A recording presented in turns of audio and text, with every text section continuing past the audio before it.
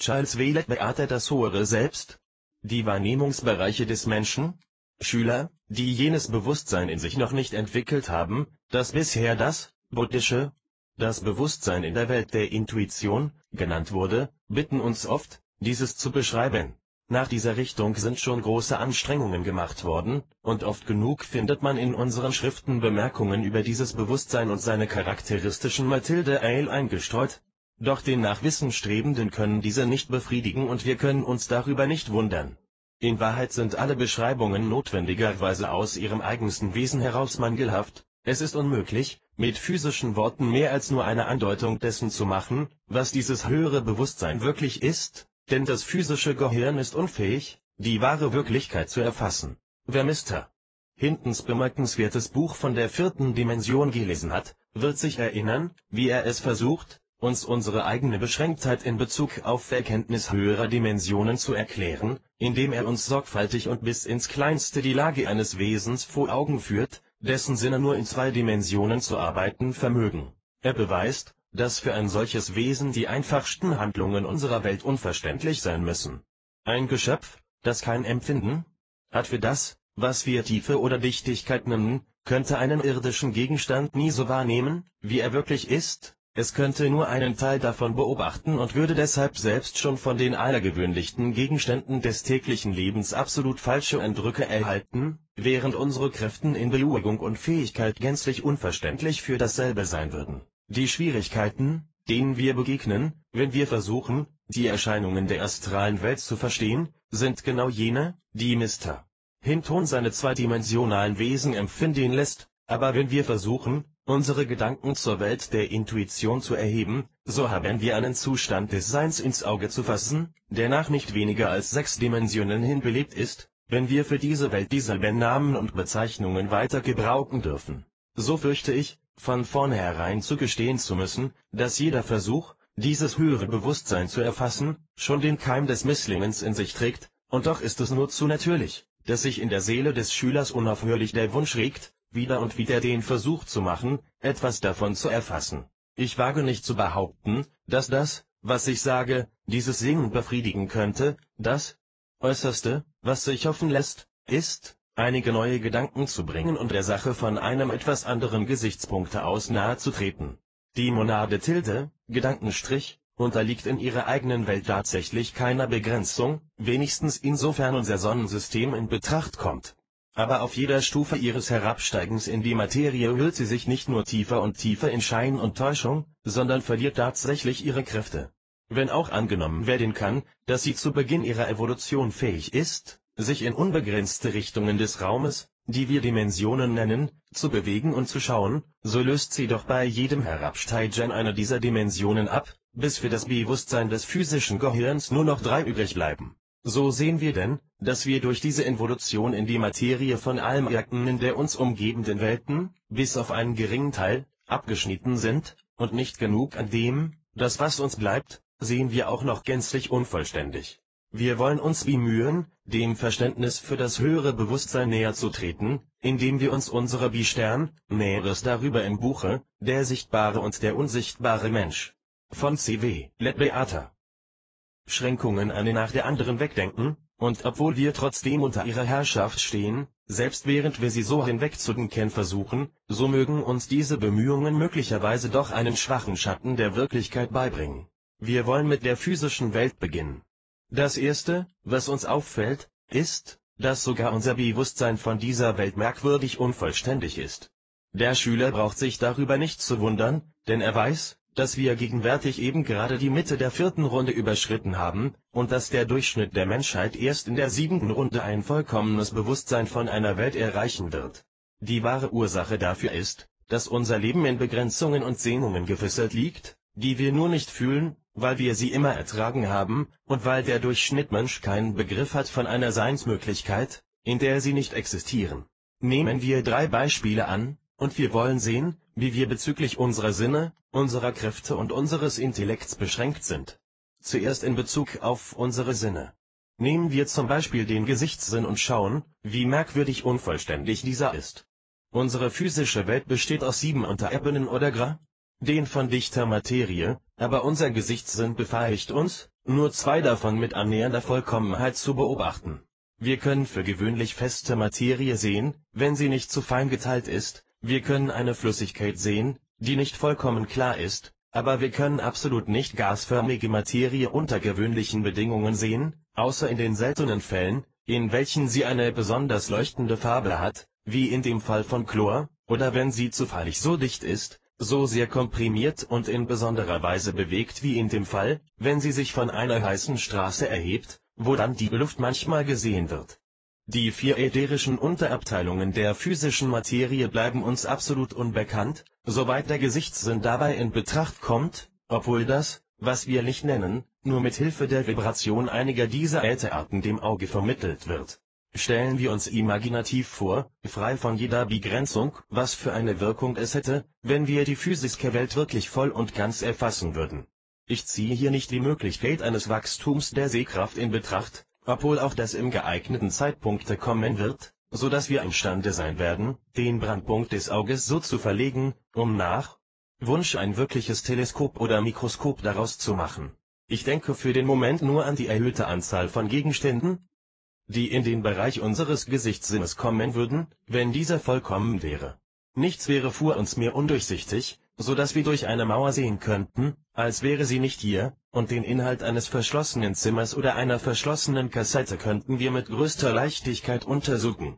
Damit will ich jedoch nicht gesagt haben, dass ein Mensch mittels des ätherischen Gesichtssinnes durch einen Berg sehen könne oder unmittelbar durch die Erde auf ihre entgegengesetzte Seite, aber er könnte ein ziemliches Stück in einen Felsen hineinsehen und in eine beträchtliche Tiefe der Erde, gerade so, wie wir mehrere Fuß tief unter das Wasser bis auf den Grund eines klaren Teiches sehen können. Wir können wohl einsehen, dass der Besitz einer solchen Fähigkeit nach vielen Richtungen hin praktischen Wert hätte und unser Wissen wohl nach vielen Seiten vervollkommnen würde. Alle ärztlichen Arbeiten könnten mit einer Sicherheit und Leichtigkeit vollbracht werden, wovon wir gegenwärtig keinen Begriff haben, und es gäbe weniger Fälle von ungenauer Diagnose. Wir könnten die Ätherkörper unserer Freunde sehen, und wären so imstande, unfehlbar die Quelle und Ursache irgendeiner nervösen Verstimmung anzuzeigen. Eine ganz neue Welt würde sich dem Chemiker zur Beobachtung erschließen, denn er wäre dann fähig, mit dem Äther so umzugehen wie jetzt mit den Gasen.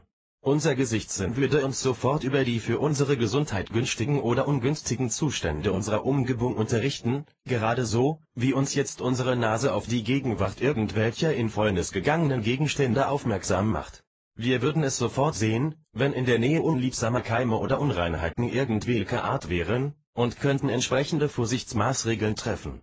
Wir könnten die großen Scharen der Feen, der Gnomen und der Undinen sehen, gerade so, wie wir jetzt Naturgeschichte oder Insektenkunde studieren können. Schon mit dieser geringen Vermehrung unserer Sinne wäre die Welt weitaus vollständiger und interessanter.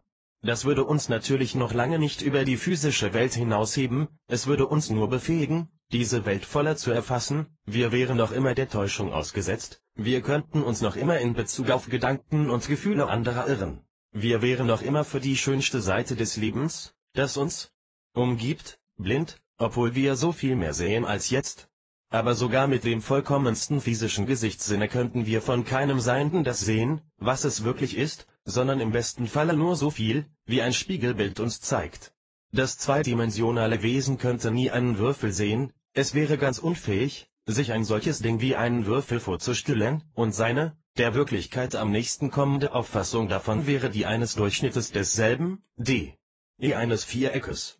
Wie schwer es für uns auch sein mag, einen solchen Gedanken zu erfassen, so sehen wir doch in diesem Augenblicke nur noch einen Teil von allem, was uns umgibt, und weil es so ist, so halten wir viele Dinge für ähnlich, die in Wirklichkeit ganz verschieden sind, gerade so wie dem zweidimensionalen Geschöpfe das feinste Blättchen Metall ganz gleich erscheint wie ein schwerer Metallblock, dessen Basis die Seilgestalt und denselben Flächenraum hat. Dann unsere Kräfte. Auch darin sind wir merkwürdig beschränkt. Wie kräftig ein Mensch auch sein mag, wie geschickt er in seiner physischen oder mentalen Eigenart sein mag, so kann er über einen fest begrenzten Umfang hinaus nicht arbeiten, ohne Müdigkeit zu empfinden. Die meisten Menschen wollen nicht zugestehen, dass diese Müdigkeit immer eine rein physische Unfähigkeit ist. Wir sagen, der Geist sei müde, aber der Geist kann nicht müde werden, nur das physische Gehirn, durch das der Geist sich ausdrücken muss, ist fähig, müde zu werden. Und selbst, wenn der Mensch frisch und kräftig ist, Wie groß sind die Schwierigkeiten, seinen Gedanken einen vollkommen entsprechenden Ausdruck zu verleihen. Er muss zuerst versuchen, sie in Worte zu kleiden, aber Worte sind im besten Falle ein armseliger Behelf und können nie wirklich ganz wiedergeben, was der Mensch fühlt oder denkt, sie werden oft missverstanden, und der Eindruck, den sie verursachen, ist im Allgemeinen keineswegs der, den der Sprecher oder Schreiber ursprünglich beabsichtigte. Für rasche Bewegung von einem Orte zum anderen ist der physische Körper ein ernstliches Hindernis. Wohin immer wir gehen wollen, haben wir dieses schwerfällige Vehikel mitzuschleppen, diesen schweren Lehmklumpen, der den Menschen herabzieht und seinen Fortschritt hemmt. Von dem Moment an, da wir fähig werden, unser Bewusstsein in eine höhere Welt zu verlegen, verschwinden alle diese Schwierigkeiten. Und unser Intellekt? Wir sind gewöhnt, uns denselben als einer großen Sache zu rühmen. Wir sprechen vom Siegeszug des Intellektes, von seiner großen Entwicklung und betrachten ihn, um mich so einer allgemeinen Redewendung zu bedienen, als etwas, worauf wir wirklich stolz sein dürfen. In Wahrheit ist er jedoch nichts anderes als ein lächerlich kleiner Teil von dem, was er später werden wird, eine Tatsache, die jenen von uns ganz klar ist, die das Vorrecht genossen haben, in Verbindung mit einigen der Meister der Weisheit getreten zu sein und in ihnen gesehen zu haben, was ein vollkommen entwickelter Intellekt tatsächlich ist. Auch hier wieder bewahren uns unsere Studien vor dem sonst allgemeinen Irrtum, denn wir wissen, dass besonders die 5. Runde jeder Kette der Entwicklung der intellektuellen Fähigkeit gewidmet ist, und da wir uns jetzt erst in der 4. Runde befinden, können wir nicht erwarten, dass sie jetzt schon vollkommen entwickelt seien. Und tatsächlich wären sie auf dieser Stufe kaum überhaupt entwickelt ohne die ganz erstaunliche Anregung, die um die Mitte der 3. Wurzelrasse durch das Herabsteigen der Herren der Flamme von der Venus der Menschheitsentwicklung gegeben wurde. Die höheren Körper? So ist denn wirklich das physische Bewusstsein armselig begrenzt. Aber wie sollen wir da hinwegkommen?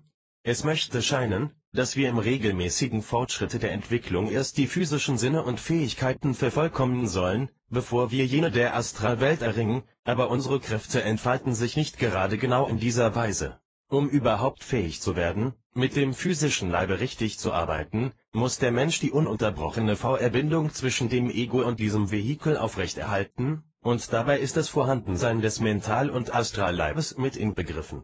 Zuerst werden diese hauptsächlich als Brücken benutzt, über die die Verbindung führt, und nur bei fortgeschrittener Entwicklung können sie als getrennte Vehikel gebraucht werden.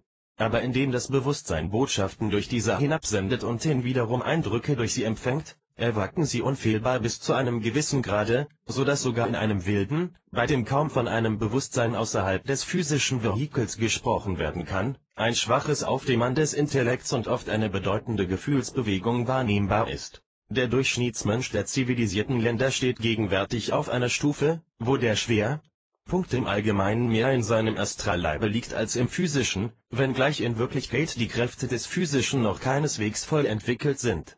Ihre Stufe der Entwicklung stimmt überein mit der Runde, in der wir jetzt tätig sind, aber diese geringe Entwicklung zeigt sich bis zu einem gewissen Grade ebensowohl im Mental- und Astralleibe wie im rein physischen. Durch sorgfältige Übung kann mit dem physischen Leibe viel gearbeitet werden, aber im Verhältnis noch viel mehr mit dem Astral- und Mentalleibe, aus dem Grunde, weil diese aus viel feinerer Materie aufgebaut sind und vielleicht dadurch Denkarbeit gelenkt werden können. Sogar der physische Leib kann durch solche Tätigkeit stark beeinflusst werden, wie die bemerkenswerten Leistungen der Glaubensheiler und christlichen Wissenschaftler beweisen, sowie auch die authentisch beglaubigten Beispiele des Vorkommens von Stigmatisation auf dem Körper jener, die ernstlich über die Kreuzigung Christi, wie man sie so annimmt, meditiert haben. Aber während es nur wenigen gelingt, durch bestimmte Übung der Gedankenkraft den physischen Leib so in seiner Form und Art zu beeinflussen, kann jedermann lernen, wie sowohl der Astral- als auch der Mentalleib durch diese Kraft zu beherrschen sind. Dies ist eines der Dinge, wie wir durch die Übung der Meditation auf die einfachste und sicherste Art die Entfaltung des höheren Bewusstseins zu erreichen trachten. Ein Mensch beschäftigt sich Jahr aus, Jahr ein mit seiner Meditation und lange Zeit scheint es ihm, als komme er nicht vorwärts, während er doch durch sein beständiges Streben nach oben den Schleier zwischen den Welten immer leichter und dünner macht, und endlich, eines Tages, kommt der Moment, da er denselben durchbricht und sich in einer anderen Welt befindet. So überraschend, so alles ihm Bekannte übertreffend ist dieses Erlebnis, dass er mit staunender Wonne ausruft: Jetzt zum ersten Male lebe ich wirklich, jetzt weiß ich endlich, was das Leben bedeutet. Früher habe ich gedacht, dass das physische Leben manchmal doch recht schön, ja herrlich sein könne, ja sogar tätig und segensvoll. Aber jetzt muss ich gestehen, dass dies alles das reinste Kinderspiel war, ja, dass ich in meinen erhebensten Momenten keinen Begriff, nicht die leiseste Ahnung hatte von der großartigen Wirklichkeit. Und doch wird der Mensch einen solchen Gegensatz, wie er ihn so stark empfindet, wenn er zum ersten Male die Astralwelt berührt, mit noch viel nachdrücklicherer Kraft wiederholt erleben, wenn er auch diese Welt überschreitet und sich weiterhin den Einflüssen der Mentalwelt öffnet. Dann wird er wieder so fühlen, als ob das der erste Schimmer der Wirklichkeit wäre, und dass auch die herrlichsten Ereignisse seines astralen Lebens sich zu dem Neuen so verhalten wie das Mondlicht zum Sonnenlicht und wie Wasser zu Wein. Wieder und wieder wird sich dies ereignen, indem er die Leiter der Entwicklung erklimmt und näher der Wirklichkeit kommt, denn es ist wirklich und wahrhaftig, wie die alten Bücher gesagt haben, dass Brahmaseligkeit ist, und dass diese Wonne stets größer und größer wird, je mehr man sich seiner in Wirklichkeit bewusst wird. Aber je erhabener die Freude, umso größer der Unterschied zwischen diesem inneren Leben und dem Leben der physischen Welt, so dass ein Zurückkehren von jenem zu diesem einem Versinken in einen tiefen Abgrund voll Dunkelheit und Verzweiflung gleicht. Der Kontrast ist in der Tat so groß, dass man sich nicht zu wundern braucht, dass viele Heilige der früheren Zeiten, nachdem sie einmal diese höhere Freude gekostet hatten, alles verließen, um ihr nachzueilen und sich in Höhlen und Einöden zurückzogen, um sich dort jenem höheren Leben ungestört zu widmen, im Vergleich zu dem alles, was Menschen hochschätzen, gleich dem Staube ist, den der Wind verweht. Ich erinnere mich, wie uns in den ersten Zeiten unserer Gesellschaft in einem der Briefe, die von H.P. Blavatsky kamen, gesagt wurde, dass ein Adept, wenn er sich lange Zeit im Nirvana-Bewusstsein aufgehalten hatte, indem er seinen Leib im Trance-Zustande mehrere Wochen hintereinander verließ, bei seiner Rückkehr in den physischen Leib den Kontrast so grausam empfand, dass er in eine tiefe Depression verfiel, die mehrere Tage anhielt. Mit den Ausdrücken und Bezeichnungen nahmen wir es damals nicht so genau, und in diesem Falle muss sich das W-Wort Adept auf einem in Frühstadien der okkulten Entwicklung befindlichen Menschen bezogen haben, ein Adept lediglich in dem Sinne, dass er genügend an okkulter Übungen gewöhnt war, um imstande zu sein, seinen Leib zu verlassen und sich für einige Zeit auf irgendeiner höheren Welt aufzuhalten, nicht in dem, was wir jetzt unter Nirvana verstehen, denn nur ein wirklicher Adept, in dem Sinne, in dem wir jetzt dieses Wort gebrauchen, könnte lange im Nirvana verweilen, und dieser ist dann viel zu hoch entwickelt und viel zu selbstlos, um sich zu erlauben, in eine Depression zu versinken, mag er bei seiner Rückkehr von höheren, unfassbar herrlichen Welten zu dieser grauen, dumpfen Erde diesen Wechsel noch so intensiv empfinden. Nichtsdestoweniger ist der Kontrast entsetzlich, und einer, der seine Heimat in jenen höheren Welten gefunden hat, kann nicht anders als eine Art Heimweh empfinden, während ihn seine Pflicht zwingt, auf den niederen Welten des gewöhnlichen Lebens zu verweilen. Die große Entsagung nannte man das, und sicher ist sie es, und sie wäre in der Tat unendlich groß, wenn einer, der diesen hohen Punkt erreicht hat, nicht die Macht hätte, das höhere Bewusstsein, selbst während er im physischen Leib arbeitet, zu bewahren. Für einen, der die Asika-Stufe Gedankenstrich, erreicht hat, ist es das Gewöhnliche, sein Bewusstsein in Nirvana zu haben, obgleich er noch im physischen Leib ist. Damit soll nicht gemeint sein, dass er auf beiden Welten zugleich sich vollkommen bewusst sein kann. Wenn er gerade in der physischen Welt tatsächlich einen Brief schreibt oder ein Gespräch führt, konzentriert sich sein Bewusstsein dort gerade so wie jenes des Durchschnittsmenschen, obwohl der geistige Glanz noch im Hintergrund steht. Aber in dem Moment, da seine physische Arbeit vollbracht ist, springt das Bewusstsein natürlich wieder zu seinem gewohnten Zustande zurück, und Anführungszeichen der Schulung entronnene, Meister D.TRSG. Wenn er auch noch in dem nämlichen physischen Stuhle sitzt und voll Leben und Aufmerksamkeit ist für das, was um ihn her vor sich geht, so lebt er doch in der Tat in dieser höheren Welt, und obwohl irdische Gegenstände noch für ihn existieren, sind sie doch einigermaßen und in gewissem Sinne dem Bereiche seines Bewusstseins entrückt. Da das nun sein gewöhnlicher Zustand ist, so ist das Beibehalten des physischen Leibes nur ein gemildertes Opfer, obwohl es viel Mühseligkeiten durch die Zeitvergeudung mit Essen, Anziehen und so weiter in sich schließt. Die Astralwelt: Wenn ein Mensch endgültig das astrale Bewusstsein erreicht, findet er sich viel weniger von den 3 Richtungen, die wir als Beispiel anführten, angelockt. Im Astralleibe hat er keine Sinnesorgane mehr, aber er braucht sie auch nicht, denn was in jener Welt unseren Sinnen gleichkommt, arbeitet, ohne ein bestimmtes Organ dafür zu gebrauchen. Genau genommen, ist das Wort Gesichtssinn kaum anwendbar zur Beobachtung der Dinge in der Astralwelt, aber die Kenntnis der uns umgebenden Dinge, die wir gewinnen, indem wir sie sehen, wird ebenso schnell und weit vollkommen erreicht mit diesem höheren Vehikel. Jedes kleinste Teilchen des Astralleibes ist für Eindrücke empfänglich, obwohl nur für Schwingungen seiner eigenen Unterart. So gewinnen wir in diesem höheren Leben den Eindruck, als sähen wir alles um uns herum auf einmal, anstatt jeweils nur nach einer Richtung. Nachdem, wie oft schon erklärt wurde, jeder feste physische Körper sein Gegenstück von niederster Astralmaterie besitzt, die auf diesem Plane der festen Materie entspricht, so sehen wir tatsächlich die feste Welt rings um uns, wenn wir die astralen Sinne gebrauchen. Aber es ist eine weit bevölkertere Welt, denn wir sehen dann die Millionen von Sylphen oder Luftgeistern und auch das Heer der Abgeschiedenen, die sich noch 11i, HTI die Astralwelt erhoben haben. Auch größer als HCRC-Wesen sind nun innerhalb unseres Bereiches, denn wir sehen jene niederste Gattung der Angelevolution, die wir häufig Wunschengel nannten. All unsere Freunde, die noch den physischen Körper haben, bleiben bei uns ebenso sichtbar wie zuvor, obwohl wir nur deren Astralkörper wahrnehmen, aber alle ihre Gemütsbewegungen und Leidenschaften liegen offen vor uns, und dem Formmenschen ist es ferner nicht mehr möglich, uns zu täuschen in Bezug auf seine wahren Gefühle in irgendeiner Sache. Seine Gedanken jedoch sind noch verborgen, außer insofern sie seine Gefühle berühren und sich so durch diese offenbaren. Die Beschränkung durch den Raum ist noch nicht aufgehoben, aber ihre Unbequemlichkeiten sind auf ein Minimum reduziert. Wir brauchen nicht mehr die plumpe Art der Fortbewegung, die wir hier unten gewohnt sind, die feinere Materie dieser höheren Welt fügt sich so rasch der Gedanke in Tätigkeit, dass der bloße Wunsch, an einem Orte zu sein, bereits der Beginn der Reise dorthin ist. Diese nimmt immer noch merkliche, wenn auch nicht beträchtliche Zeit in Anspruch, und wir können die entgegengesetzte Seite der Welt in 5 Minuten erreichen. Aber die wenigen Minuten sind notwendig, und wir haben noch die Empfindung, den Raum zu durcheilen und können uns jeden Moment auf der Reise aufhalten, um die dazwischen liegenden Länder zu besuchen. Der Intellekt ist hier viel freier als in der niederen Welt, da er seine Hauptkraft nicht mehr damit zu verschwenden braucht, die schwerfälligen und trägen Partikeln der physischen Gehirnsubstanz in Bewegung zu setzen. Auch gewinnen wir viel durch die Tatsache, dass alle Müdigkeit verschwunden ist, so dass wir imstande sind, ständig und ununterbrochen zu arbeiten. Ein anderer Vorteil ist der, dass wir in dieser Welt weit weniger durch Leiden und Schmerzen abgelenkt werden. Damit soll nicht gesagt sein, dass die Astralwelt leidlos wäre, im Gegenteil, es mag in mancher Beziehung noch einschneidender sein, als das hier unten der Fall ist, aber andererseits kann es wieder viel leichter beherrscht werden.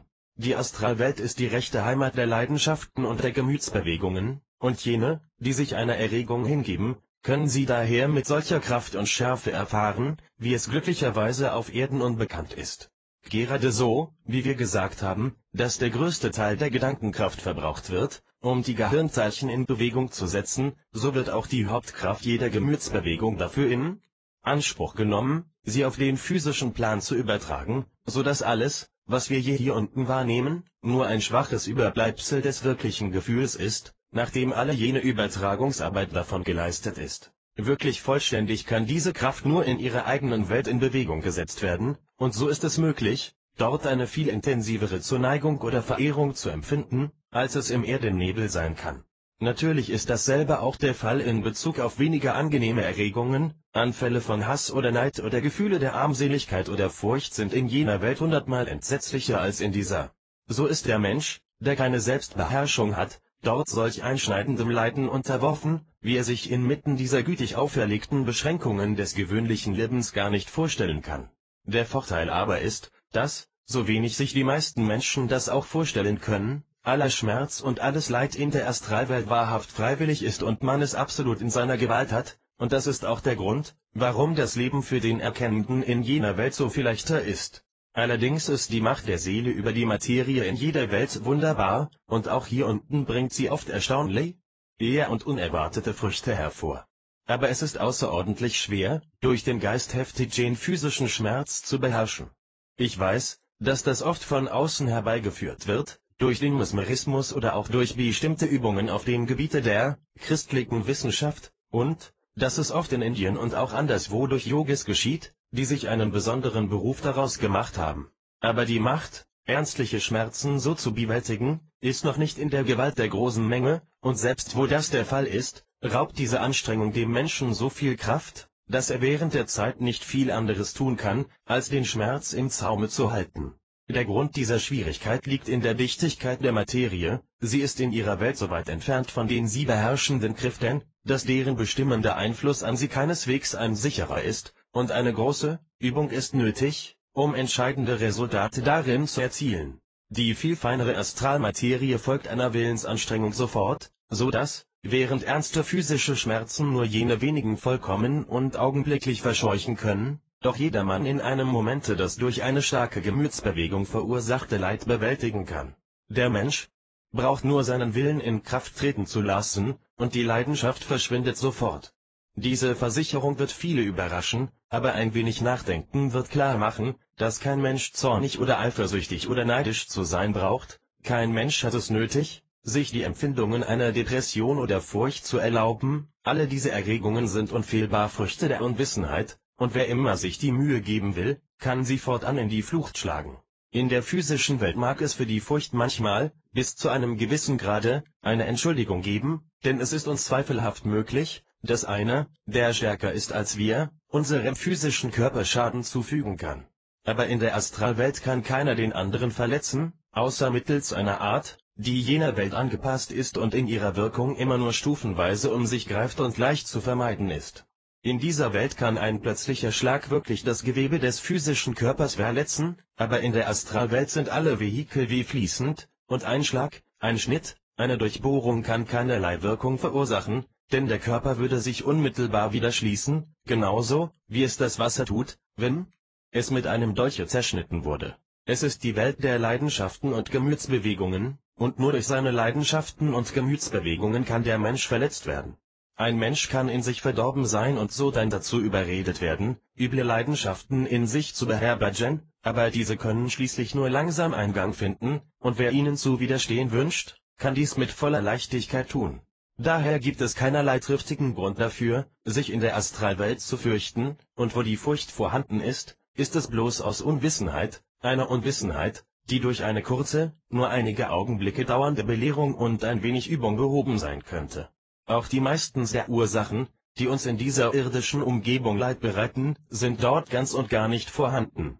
Wenn wir diesen Körper abelgen, gibt es weder Hunger noch Durst, weder Hitze noch Kälte, weder Ermüdung noch Krankheit, weder Armut noch Reichtum mehr. Was gibt es dann noch für Gelegenheit zu Kummer und Leiden?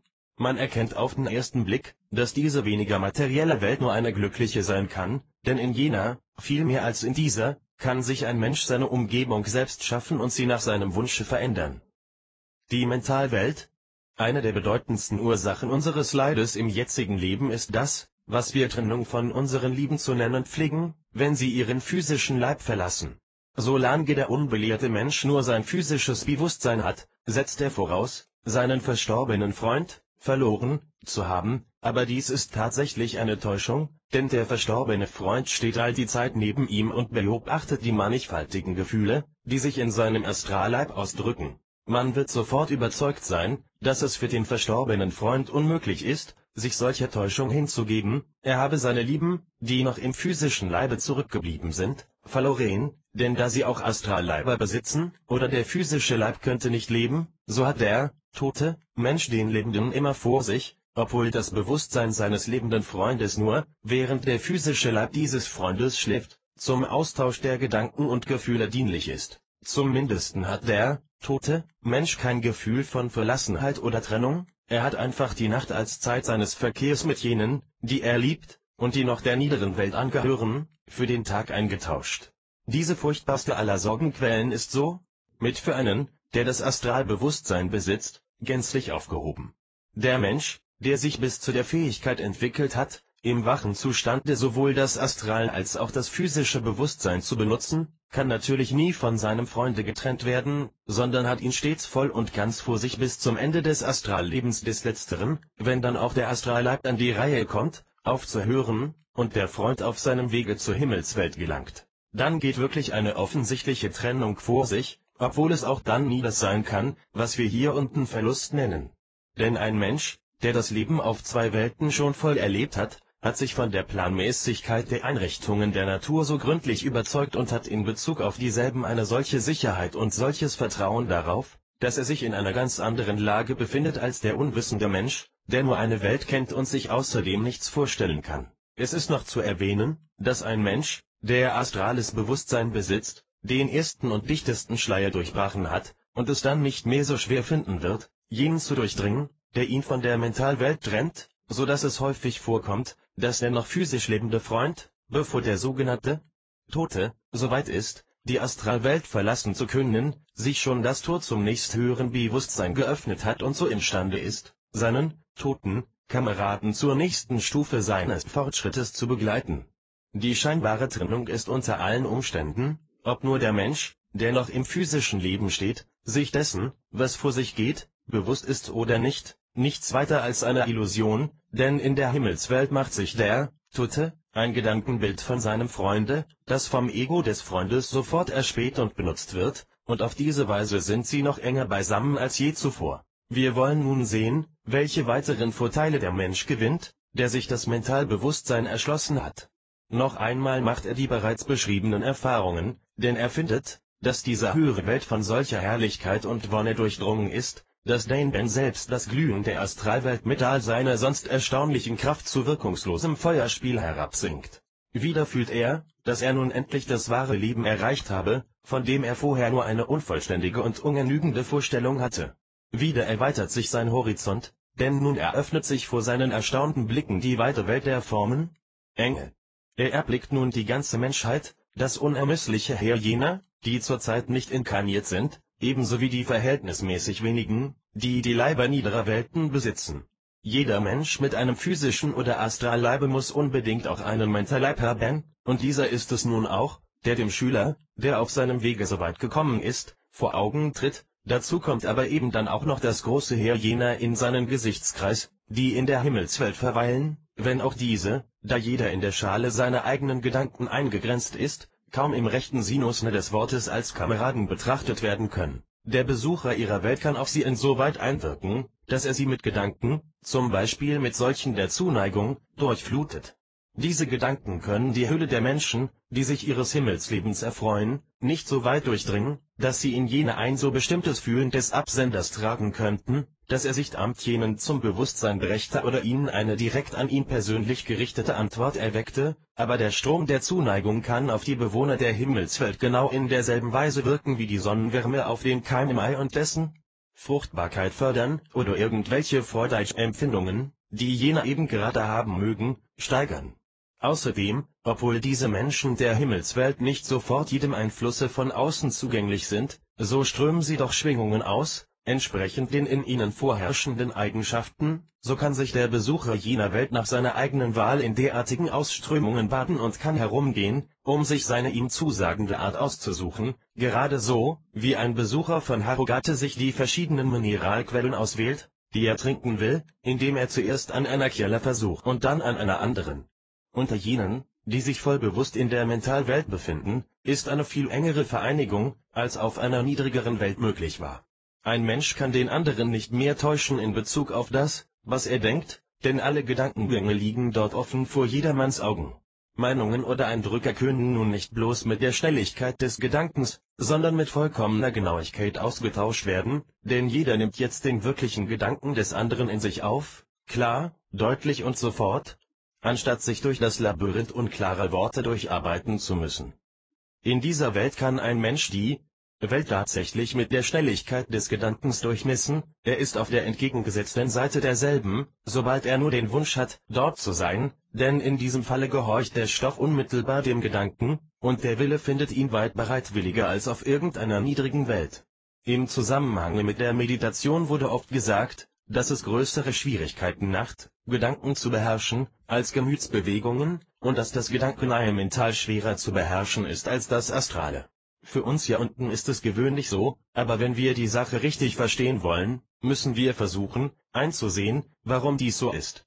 Der physische Leib folgt in gewissem Maße den Forderungen des Willens, weil wir ihn durch sorgfältige Übungen dazu gebracht haben.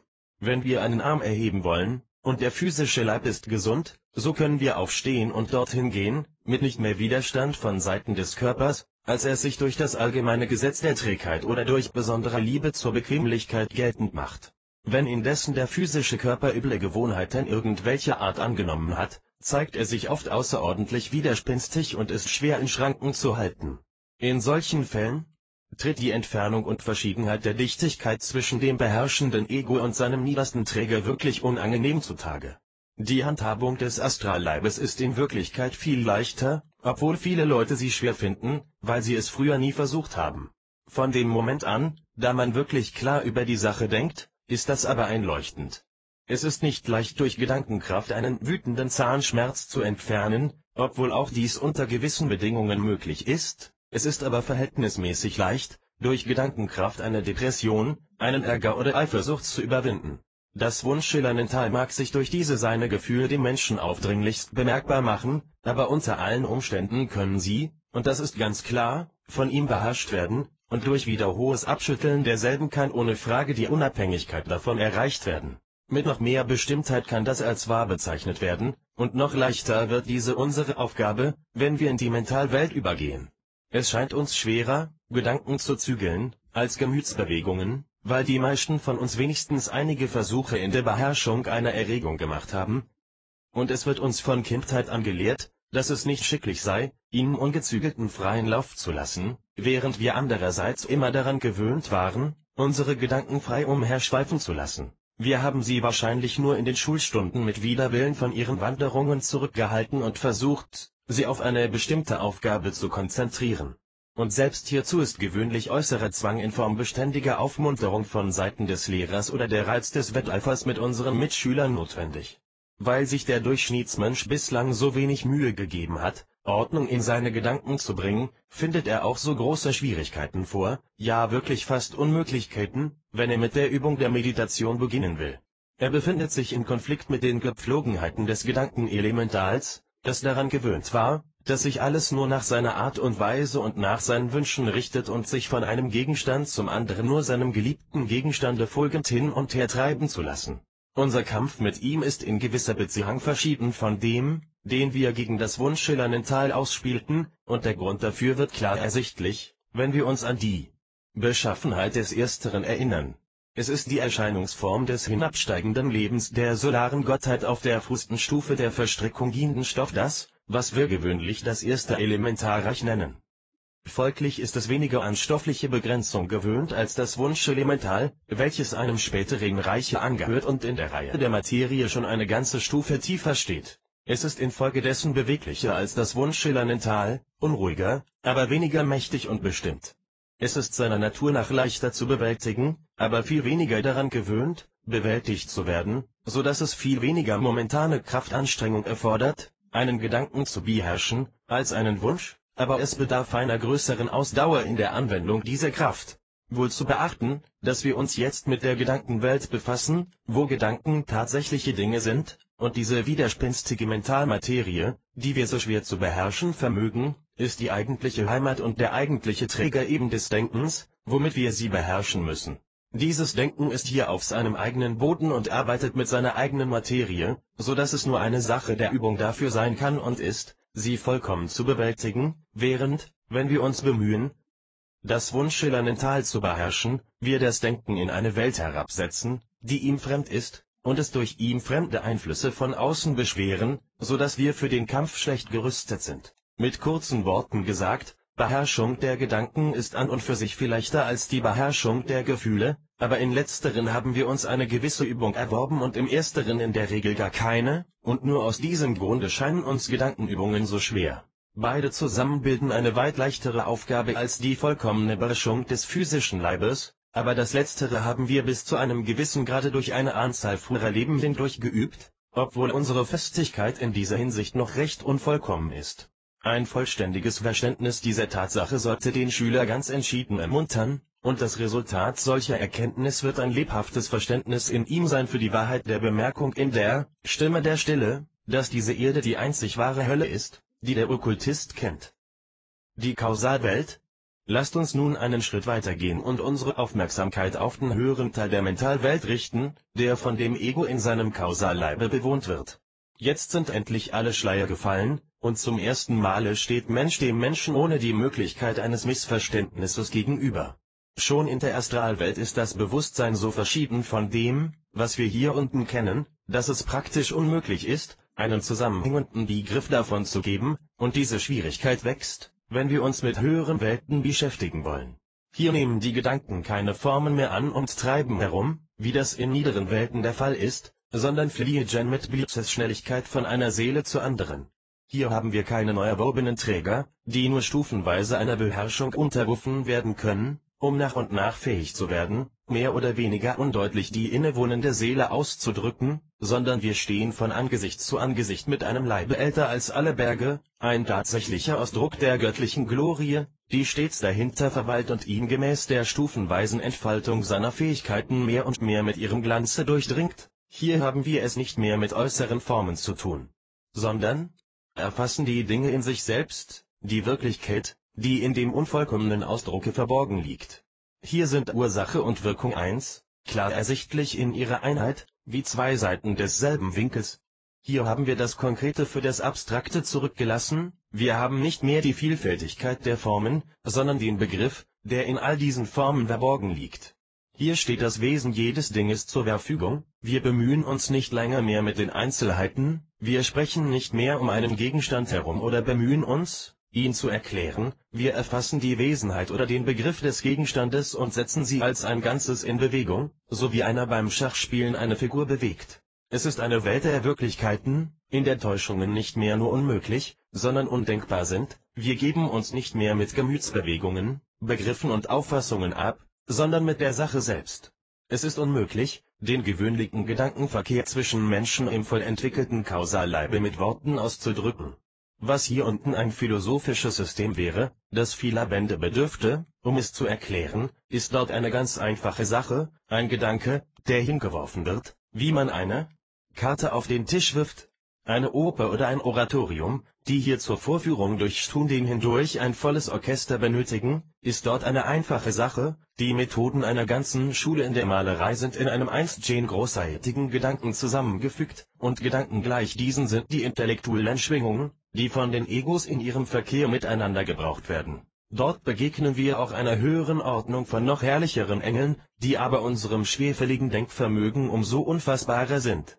Hier ist zum ersten Male vor unseren Augen die Geschichte aller Leben, die sich auf unserem Planeten abspielten, sichtbar aufgerollt, die tatsächlich lebende Chronik der Vergangenheit, denn das ist die niederste Welt, auf der sich das göttliche Gedächtnis selbst abspiegelt.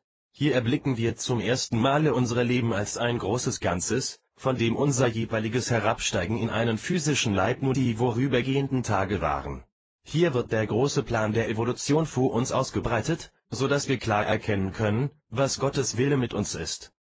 Als Ego ist der Durchschnittsmensch bis jetzt nur schwach entwickelt, er bedarf der gröberen Materie und viel niederer Welten, um im Stande zu sein, Schwingungen zu empfinden und auf sie zu antworten. Aber ein Ego, das erwacht ist und wirklich in seiner eigenen Welt lebt, ist in der Tat ein herrliches Wesen und gibt uns zum ersten Male einen Begriff von dem, was Gott mit dem Menschen beabsichtigt. Die Egos sind noch getrennt, jedoch intellektuell erfassen sie vollkommen ihre innere Einheit, denn sie sehen einander, wie sie sind, und können sich nicht mehr täuschen und irregehen. Das höhere Selbst?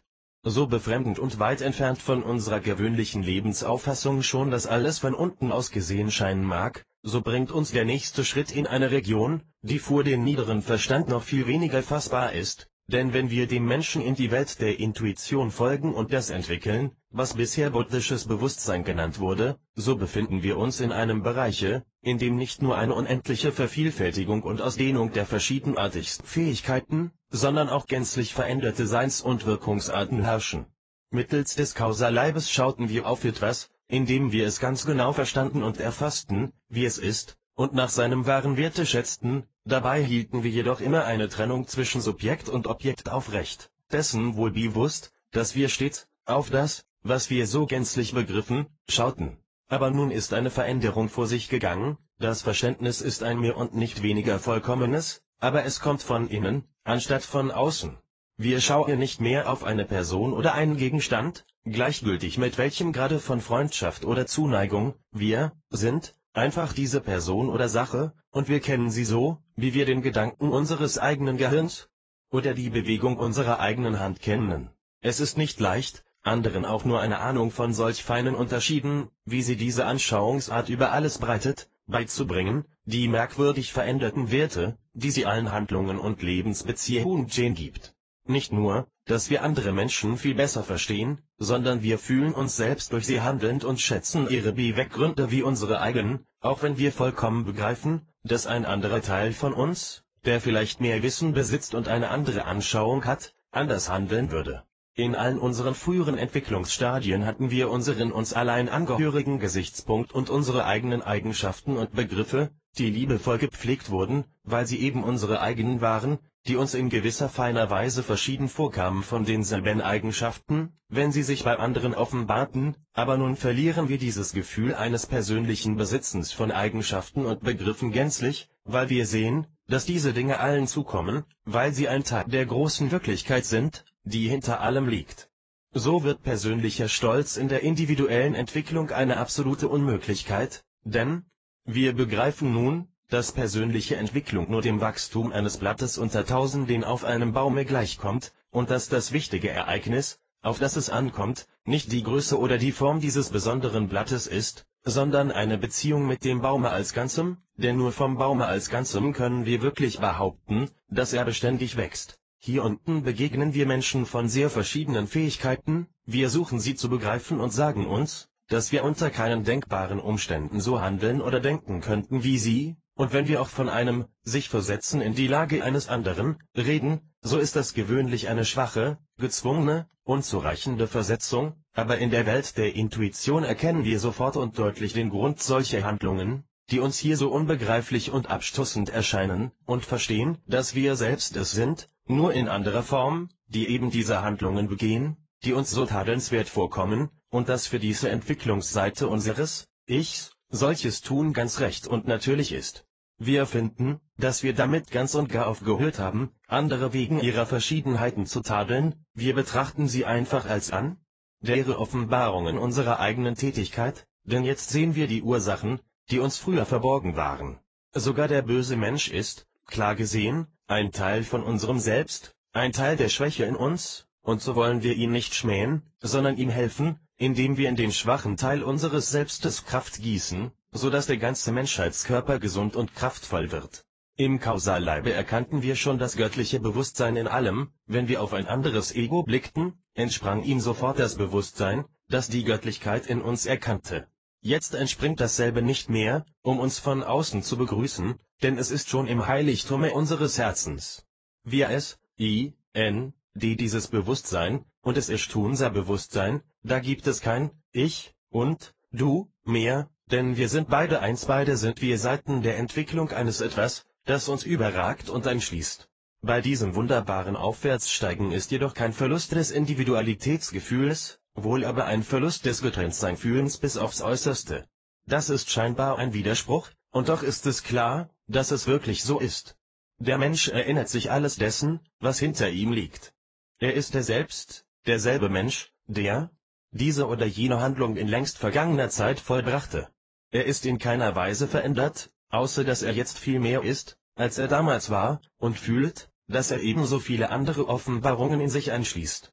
Wenn so hin und wieder einige Hunderte von uns ihr Bewusstsein plötzlich zur Welt der Intuition emporheben könnten, wären wir alle ein Bewusstsein, aber für jeden einzelnen Menschen schiene es sein eigenes zu sein, ganz unverändert, außer dass es jetzt ebenso alle anderen mit inbegriffe. Jedem Einzelnen würde es scheinen, als habe er alle anderen in sich eingeschlossen oder mit sich vereint, so befinden wir uns denn hier offenbar in einer Art Täuschung, und eine noch etwas weitergehende Erkenntnis wird uns klar machen, dass wir alle nur Seiten eines einzigen größeren Bewusstseins sind, und dass das, was wir früher für unseren Verstand, unsere Kraft hielten, immer da seine Eigenschaften, sein Verstand und seine Kraft waren. Wir sind in Wahrheit bei der Erfüllung der altehrwürdigen Worte angelangt, du bist das. Es sind zwei ganz verschiedene Dinge, über das hier unten mit dem Verstande zu reden und es zu erfassen oder zu glauben, dass man es erfasst, und in diese wunderbare Welt wirklich einzutreten und sie mit einer Gewissheit, die nie mehr erschüttert werden kann, zu kennen. Es darf jedoch nicht vorausgesetzt werden, dass ein Mensch, der in die niederste Unterabteilung dieser Welt eintritt, sich sofort dieser Einheit mit allem Leben voll bewusst wird. Die Vollkommenheit in diesem Empfinden kommt erst als Resultat von viel Arbeit und Mühseligkeiten, wenn er die höchste Unterabteilung dieses Reiches der Einheit erlangt hat. Ganz in diese Welt eingehen bedeutet die Errungenschaft eines unendlich ausgedehnten Bewusstseins und das Einswerden mit vielen anderen, aber vor ihm eröffnet sich dann wiederum eine Zeit der Anstrengung, eine Zeit der Selbstentwicklung, ähnlich wie in der Welt, in der man sich hier unten befindet, wenn man sich bemüht, durch Meditation das Bewusstsein für die nächsthöhere Welt zu öffnen. Schritt für Schritt, Unterabteilung für Unterabteilung erobert der Höhe Erstrebende seinen Weg, denn auch in dieser Welt ist die Mühe und Anstrengung notwendig, wenn ein Fortschritt gemacht werden soll. Eine Stufe tiefer, als wir noch in der höheren Mentalwelt weilten, lernten wir die Dinge so zu sehen, wie sie sind, und die Vorurteile, die wir davon hatten, zu überwinden, um so endlich zu der Wirklichkeit durchzudringen, die hinter alledem steckte, was wir bisher von ihr zu erfassen mochten. Jetzt aber können wir die Wirklichkeit sehen, die hinter den abweichenden Anschauungen anderer Menschen von demselben Gegenstande verborgen liegt. Indem wir zugleich von ihrem Standpunkte und von unserem aus vorwärts gehen, kommen wir immer zu der Sache selbst und erfassen alle ihre zugehörigen Möglichkeiten klar, denn nun ist sie, wir selbst, und alle ihre Möglichkeiten sind auch für uns möglich. Schwer ist es, das in Worte zu fassen, und unmöglich, das hier unten vollständig zu begreifen, und doch deutet es auf eine Wahrheit und kommt ihr nahe, die wirklicher ist als das, was wir hier auf Erden Wirklichkeit nennen. Wenn wir uns sofort in jene Welt versetzen könnten, ohne langsam die verbindenden Stufen zu überschreiten, hätte das meiste, was wir imstande wären, zu erblicken, nur wenig Bedeutung für uns. Ein plötzlicher Übergang, selbst schon in die Astralwelt, lässt bekannte Gegenstände so ganz anders erscheinen, dass sie gänzlich unkenntlich sind. Ein Buch zum Beispiel oder eine Wasserflasche zeigt sich in einer ganz vertrauten Erscheinungsform, aber wenn man plötzlich befähigt ist, einen solchen Gegenstand von allen Seiten zugleich zu sehen, sowohl von unten als von oben, so wird man vielleicht die Erfahrung machen, dass es eine so ganz anders geartete Erscheinung darbietet, und dass es damit dann schon einer ganz bedeutenden mentalen Anpassungsfähigkeit und Kraft bedarf, um den Gegenstand mit Sicherheit benennen zu können. Dazu kommt noch die weitere Schwierigkeit, dass das ganze Innere des Körpers vor uns so ausgebreitet daliegt, als wäre jedes Teilchen einzeln auf einen Tisch gelegt, und man wird begreifen, dass daraus neue Schwierigkeiten entstehen. Dazu kommt noch eine andere Tatsache, nämlich die, während man, wie beschrieben, auf alle diese Teile blickt, ist man zu gleicher Zeit in jedem jener Teile und schaut aus denselben heraus, und nun wird man begreifen, dass es eine absolute Unmöglichkeit ist, eine Ähnlichkeit herauszufinden mit dem Gegenstande, den wir in der physischen Welt kannten. Das ist natürlich nur noch eine bildliche Darstellung, ein ungenügendes, ins Konkrete übertragenes Beispiel von dem, was wirklich geschieht, und um zu einem richtigen Verständnisse zu kommen, muss es vergeistigt und müssen noch viele andere Erwägungen hinzugefügt werden, was alles übrigens die Erkenntnis eher noch schwieriger als leichter macht. Zum Glück ist ein plötzlicher Sprung dieser Art in Gottes Natur unmöglich.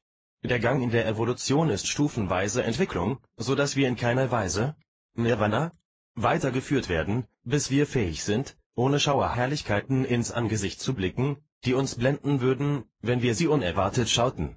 In dieser Welt hat der Mensch noch einen bestimmten Körper, und doch scheint sein Bewusstsein in unzähligen anderen Körpern in gleicher Art gegenwärtig. Das Gewebe des Lebens, das, wie wir wissen, aus buddhischer Materie zusammengesetzt ist, Materie aus der Welt der Intuition, ist so ausgedehnt, dass es auch jene anderen Menschen in sich schließt, so dass wir anstatt vieler einzelner Gewebe ein einziges Gewebe erhalten, das alle anderen in einem einheitlichen Leben einschließt. Man darf jedoch nicht vergessen, dass viele jener anderen sich einer derartigen Veränderung im Empfinden absolut nicht bewusst sind, und denen wird ihr eigener privater kleiner Teil des Gewebes noch ebenso getrennt erscheinen wie immer, oder, besser gesagt, würde so erscheinen, wenn sie überhaupt irgendetwas über das Lebensgewebe wüssten. So, von diesem Standpunkte aus und in dieser Welt, erscheint das ganze Menschengeschlecht mit goldenen Fäden in sich und untereinander verbunden zu sein und ein einziges einheitliches zusammengefügtes Ganzes zu bilden, nicht mehr ein Mensch, sondern Mensch im begrifflichen, abstrakten Sinne. Was können wir nun von der nächstfolgenden Bewusstseinsstufe, die oft Nirvana genannt wird, sagen? Dieses edle Wort ist im Sinne der Vernichtung übersetzt worden, aber nichts könnte der Wahrheit ferner liegen als das, denn es ist der Ausdruck des stärksten und kräftigsten Lebens, das überhaupt existiert. Vielleicht mag es nicht ganz mit Unrecht als eine Vernichtung alles dessen, was wir in der physischen Welt von dem Menschen kennen und denken, erklärt werden, denn seine ganze Persönlichkeit, alle niederen Eigenschaften sind längst gänzlich verschwunden.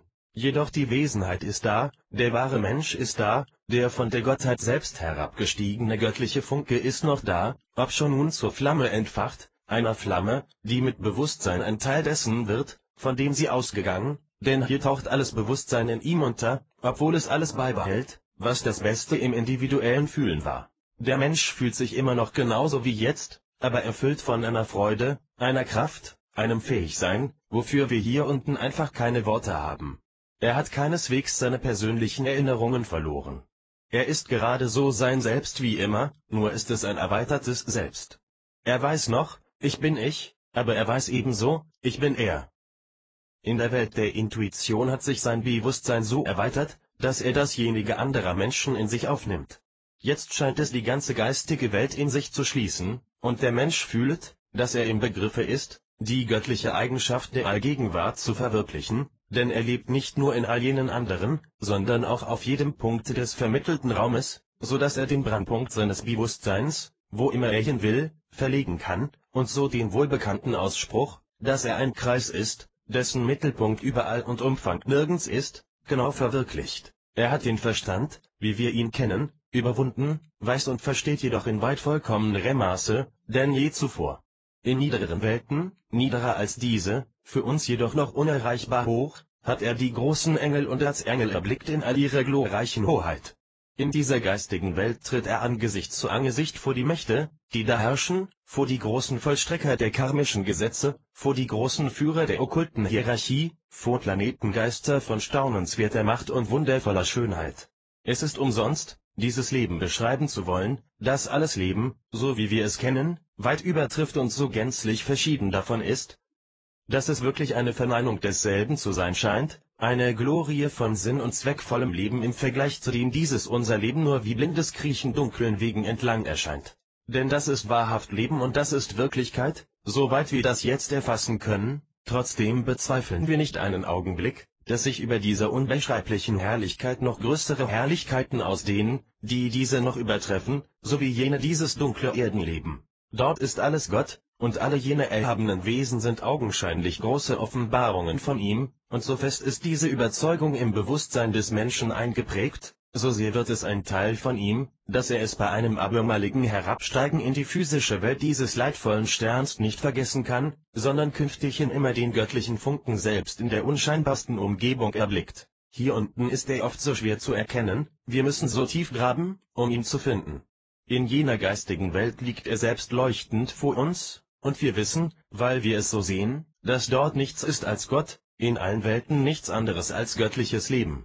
Denn in dieser Welt ist der Mensch selbst ein Gott unter Göttern geworden, ein kleineres Licht unter größeren Lichtern und doch in der Tat eine glanzvolle Welt, wenn auch in so viel geringerem Maße, als die Meister oder die großen Devas oder jene mächtigen Geister, die die Schicksale der Menschen und Welten in Händen halten.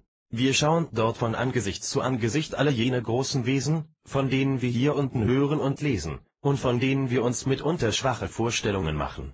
Dort sehen wir mit offenen Augen die Schönheit, von der wir hier unten nur den schwächsten Widerschein erfassen können.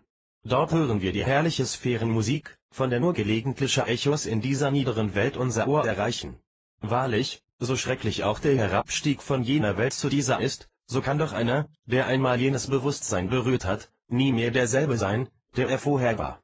Er kann inmitten der Dunkelheit und des Sturmes nie ganz vergessen, dass seine Augen den König in seiner Herrlichkeit geschaut haben, dass er das weit entfernte Land erblickt hat, das doch zu gleicher Zeit so nahe ist, ja sogar vor unseren Türen, die ganze Zeit über so wirklich nahe, wenn wir nur den Gott in uns so weit entwickeln wollten, dass er mit dem Gott außer uns in entsprechendem Einklange stehen kann.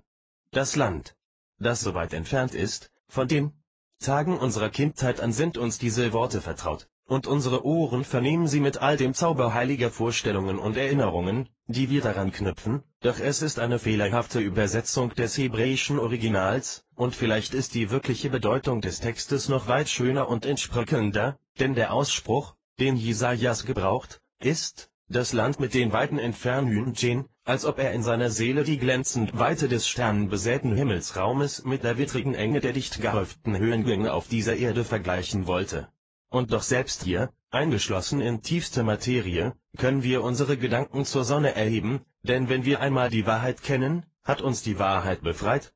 Wenn wir einmal unsere Einheit mit Gott verwirklicht haben, kann uns keine Dunkelheit mehr beschatten, denn wir wissen, dass er Licht vom Lichte ist, der Vater allen Lichtes, in dem weder Veränderlichkeit ist noch das geringste von einer Krümmung, und in ihm ist kein Raum für Dunkelheit. All diese Erkenntnis und all diese Herrlichkeit ist in eurem Bereiche und muss im Laufe der Entwicklung unfehlbar zu jedem von euch kommen, so sicher, als der Tag der Nacht folgt. Es übersteigt jetzt alle Worte, alle Gefühle, ja sogar eure Intuition. Aber die Zeit wird kommen, da ihr erkennen werdet in gleicher Weise, wie ihr jetzt von ihm erkannt werdet. All das werdet ihr im Laufe der Zeiten naturgemäß erreichen, in der 7. Runde, wie wir gesagt haben, sogar dann, wenn ihr euch nur so treiben lasst, ohne eine Anstrengung zu machen, aber viel früher, wenn ihr bereit seid, Mühe und Arbeit zu dessen Erreichung auf euch zu nehmen, harte Arbeit, es ist wahr, jedoch edle Arbeit, die in der Ausführung Freude bereitet, wenn sie auch zeitweise viel Leid mit sich bringen mag, ist doch der Weg dazu ein Weg des Dienens, und jeder Schritt, den du und er nimmst, wird nicht für dich gemacht, sondern für andere, dass durch deine Errungenschaften andere erringen, dass durch deine Bemühungen andere den Pfad finden mögen, dass durch den Segen, der dir zuteil wird, die ganze Welt gesegnet werde.